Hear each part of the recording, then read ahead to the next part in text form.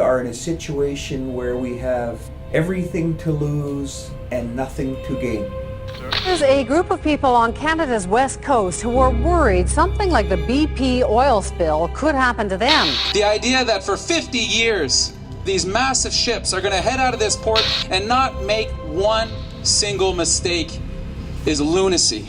It may not happen for 20 years. It may not even happen for 30 years, but it will happen.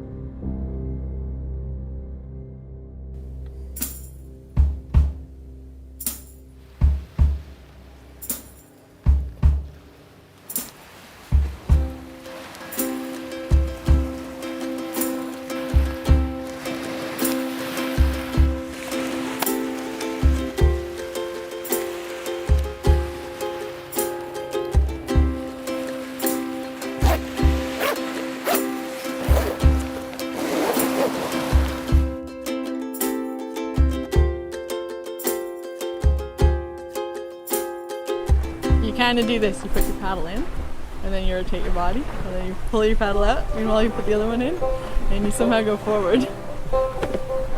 What about kayaking? Oh, okay. Of course. Once again I bid the anchor down in sandy bottom grove, and furl these old tired 10-bark sails. I cook my bit of supper on that smoking oil stove, and I let my pipe play evening shanty tales. What are we doing? We're paddling from Kitimat to Vancouver. Their heads and heave sarcastic sighs, but we've sailed 100 of their dreams, my homemade girl and me, while they launched empty beer bottles out to sea. There were times these tired and weary hands could not hold back your fervor. There were times you tried to sail beyond your own, but you've always brought. Kayaking is a great way to put ourselves into the thick of what's going on up here on the North Coast with regards to this proposed pipeline. We hear a lot about it back home in Vancouver. We get exposure to a lot of media about it. Is it a job boon or a pipe dream? A major debate is underway in BC over a proposed pipeline which would cross the northern part of this province. The project is a proposed $5.5 billion oil pipeline to be built by oil giant Enbridge, which would link the Alberta oil sands with the coastal community of Kitimat. From there, the oil would be shipped by supertanker to China. It seems pretty disconnected from our daily lives, so I think kayaking is a great way to really evaluate for ourselves what's potentially being put at risk and to get a deeper understanding of what's at stake. It's really hard to fight for something you don't know. I think the biggest thing, though, that this trip is going to do is it's going to bring us up front, face to face with both the coast and the people who live along the coast, and we're going to be able to see what they are doing.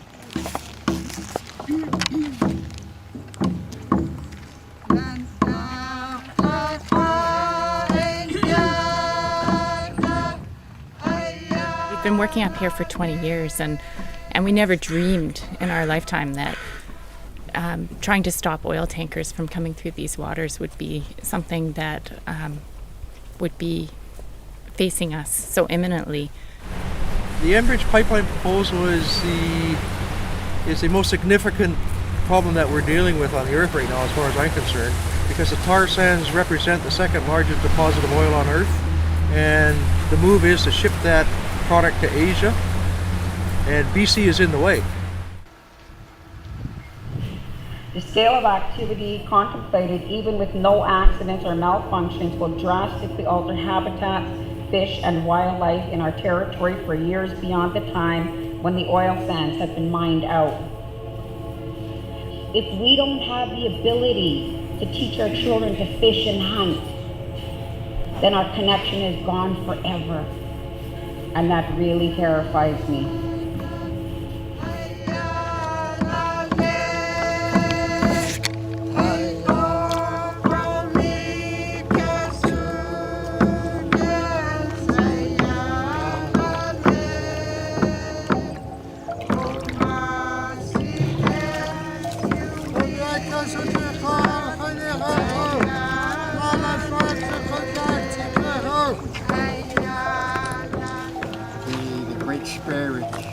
after the date.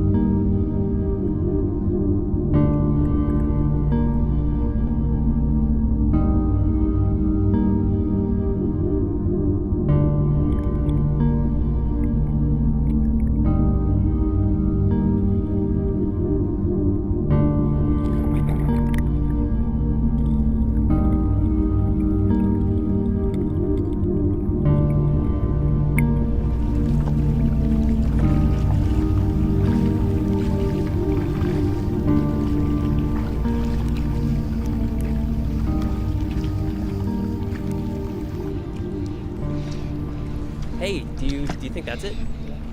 Yeah, does it say Cetacea Lab?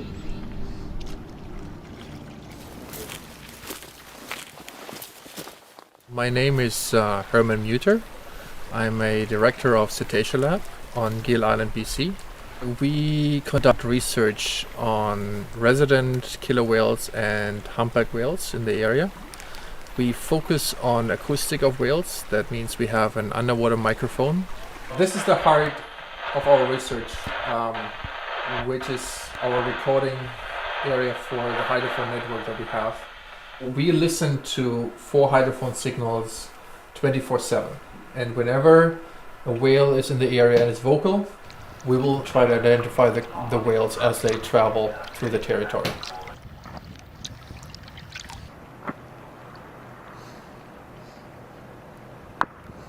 To 15% of all the humpback whales of the BC coast have the residents hear these waters.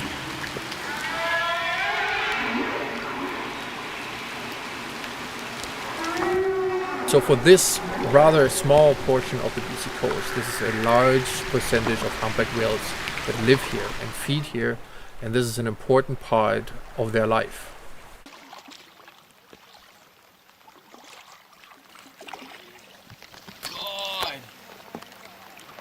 Oh shit.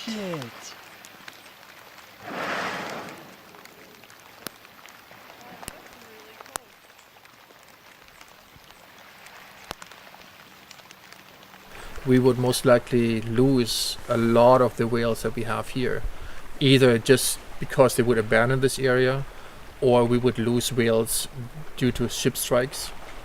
The common theme in the environmental assessment that Enbridge did is that they're hiding behind a word that is called significance. They say there might be a few individual whales harmed, but the overall population of the North Pacific will not be affected in terms of survival. Therefore, the impact of their project is not significant, and that is just wrong.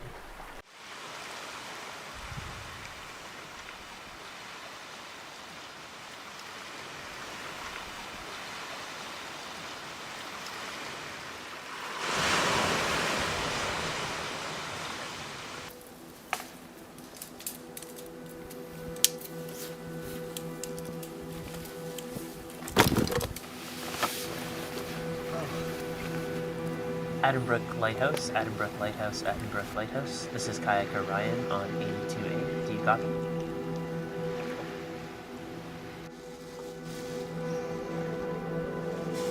Addenbrooke Lighthouse, Addenbrooke Lighthouse, Addenbrooke Lighthouse. This is kayaker Ryan.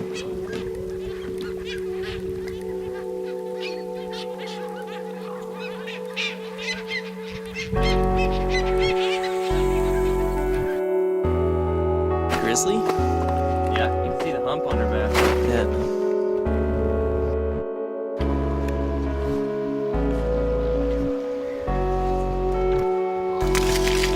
Faroe.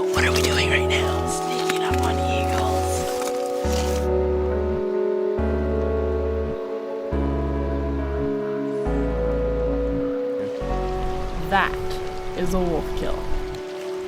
Because they just eat the heads.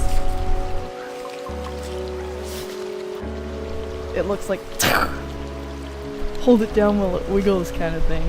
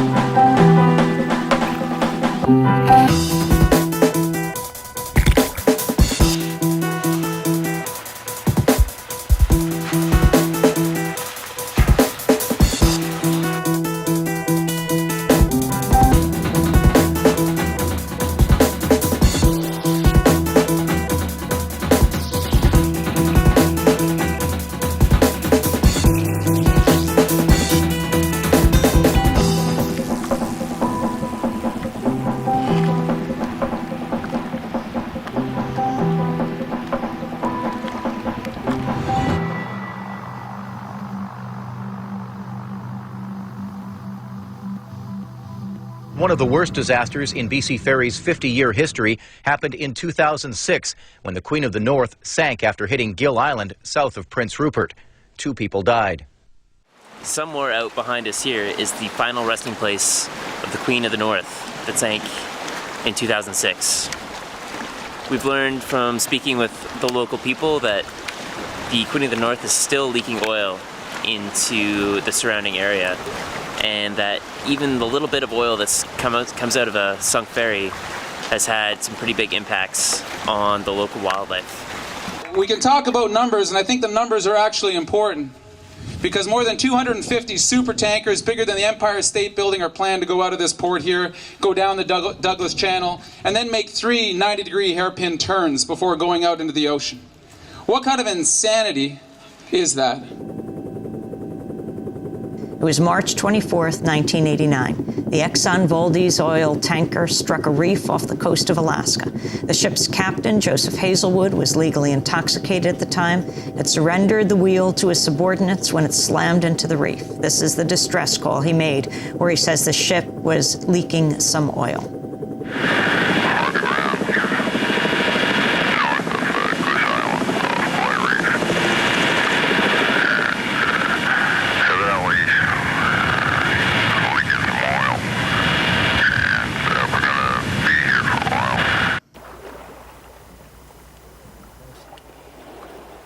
Human error and equipment failure.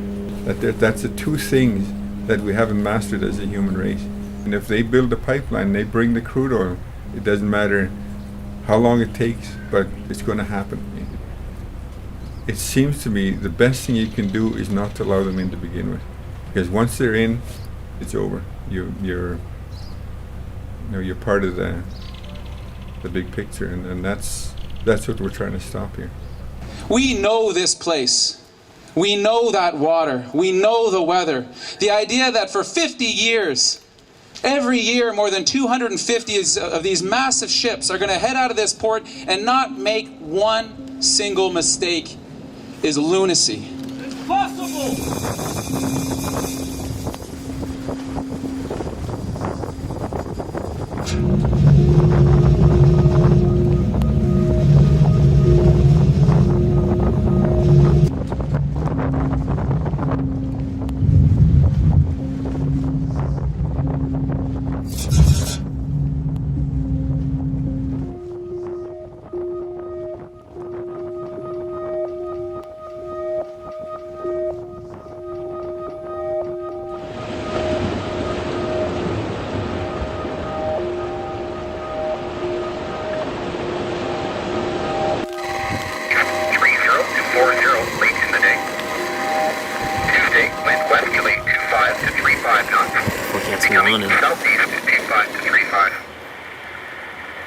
Looks like we might be waiting a couple days.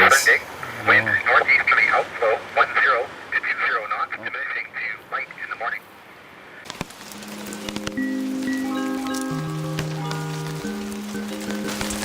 slept in. Farah and I are both feeling a bit under the weather. And we have a lot of wind and rain. A lot of rain and wind. Just relax while I play you some nice, quiet music.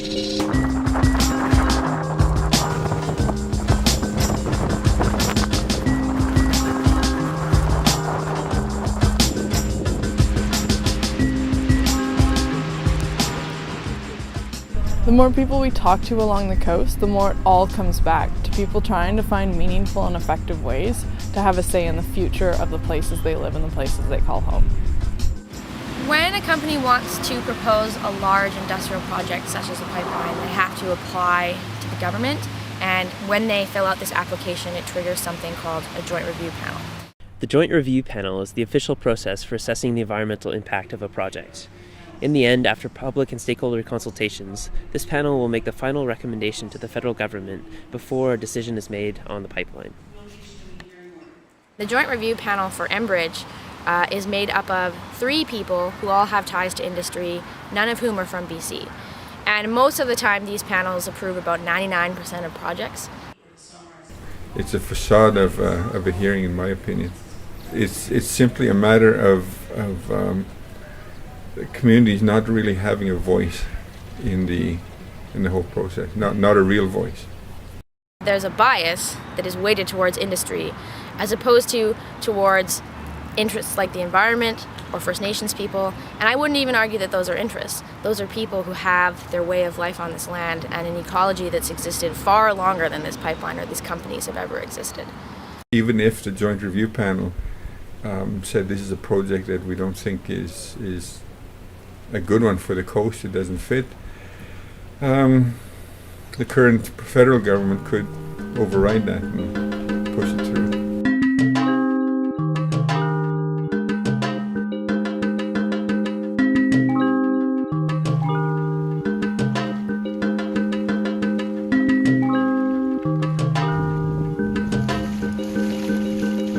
It's just something that just can't explain.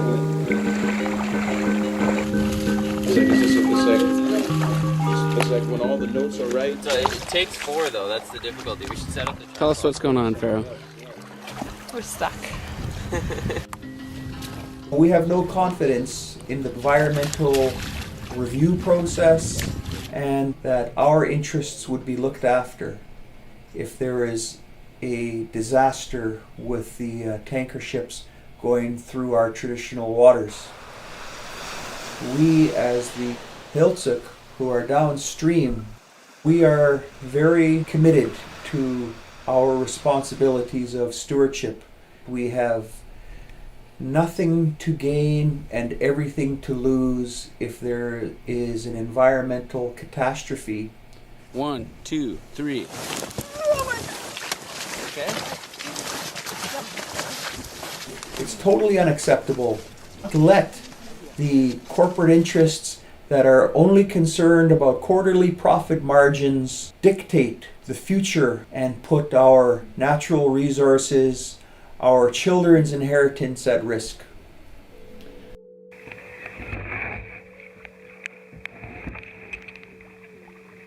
There's not a lot of options for people to get involved in the actual process, in the actual decision making.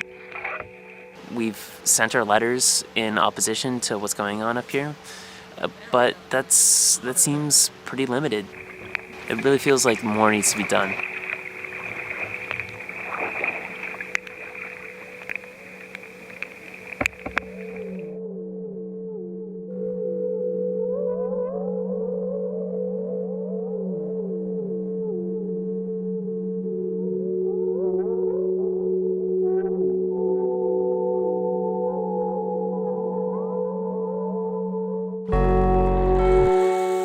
It's scary. I thought we were more understanding, more concerned about people, the interests of our citizens, you know? The fact that this process is going on kind of makes you nervous about people being hurt.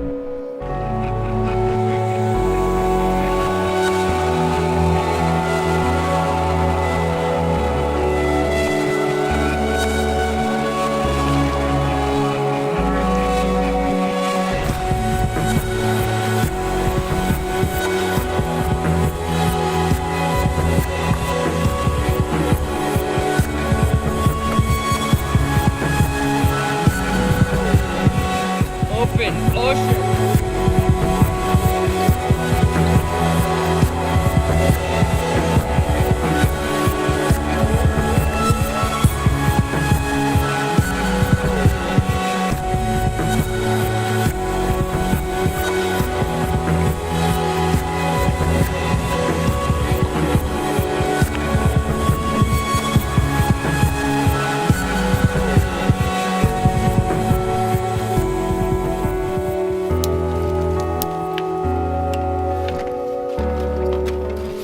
If people can't trust the government to stand up and look out for their interests, how are people supposed to participate?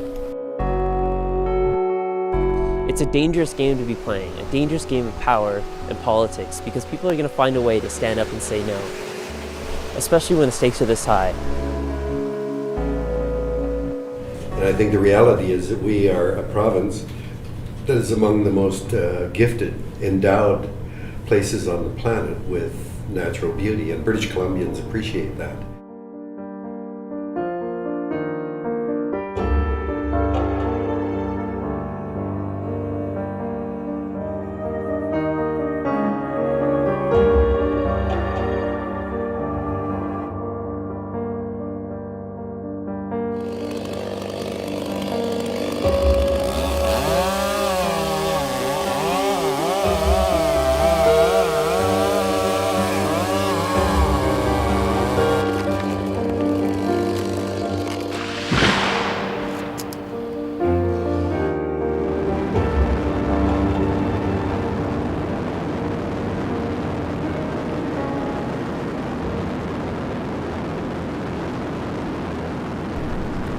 We have this incredibly strong history of resistance in BC to be inspired from.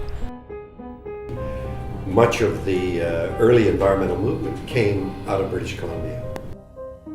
Issues of social justice were just as important in that movement, and that, I think, was the power of what we've now come to call the environmental movement. License 973, and in the area of cut block FC 100, and is granted by special use permit 21522. It wasn't just about protecting cute and cuddly things.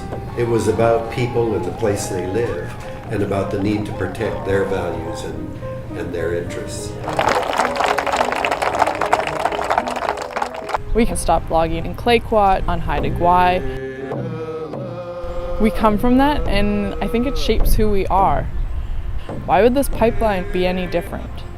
I have no idea what's going to happen with the Enbridge pipeline. I think there's going to be a major fight over this. Certainly Enbridge is already splashing money all over the place. Our federal government seems absolutely determined to push it through. Whether civil society will be able to stand up and match the power of the federal government and corporations we'll have to see. I think what's happening now is there's a folk storm brewing. Folks in the towns that are threatened are standing up and they're being counted. And the answer is absolutely and totally no way, not now, not ever. Because there's going to be a spill and we're not going to risk our ecology on the land or in the ocean because of that issue. It's just not worth it. They will hear our voices one way or another. They will not make this pipeline happen. They will not put those tankers into the water. We will not be responsible for doubling that tar sands nightmare in northern Alberta. We will stand together. We are all one voice, but together we are many. And together those many voices mean a lot. We're in a time when I think the old approaches aren't working. Lobbying the government, asking permission for the government to help us. That's not going to work because we're playing their game. We're working around their values. And so we have to try to find a way to build community, to hold power within those communities, and to stand up for the things that we believe in. You know, I've heard some people say that they'll stand right on the line and make sure it doesn't happen, and we'll be there right behind them.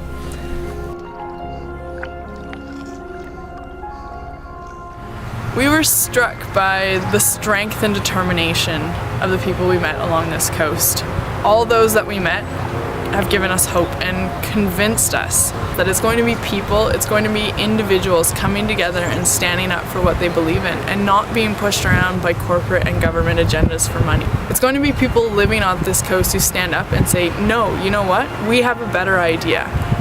So long as we each take responsibility in our lives to step out of our comfort zones and stop this pipeline in any and every way possible, it won't happen. We're not going to let it happen.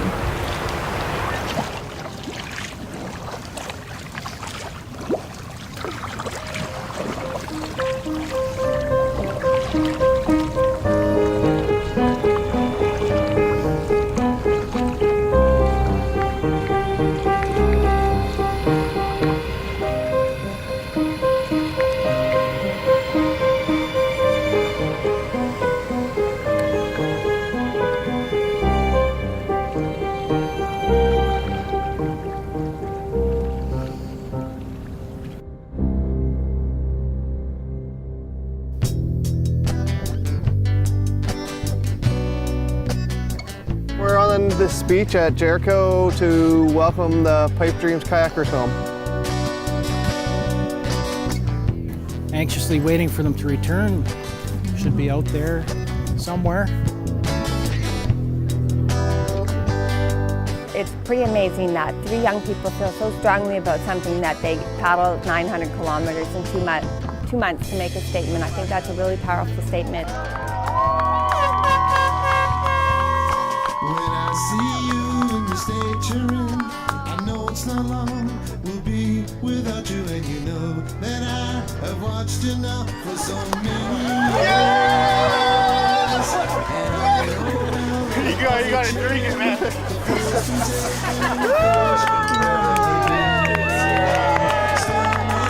For taking you, oh, what should I do? And that's the way it is. That's not the way it ought to be. I said that's the way it is. That's not the way it ought to stay. Beaver, otter, mink, and bear, skies filled with cries of pain, death and despair.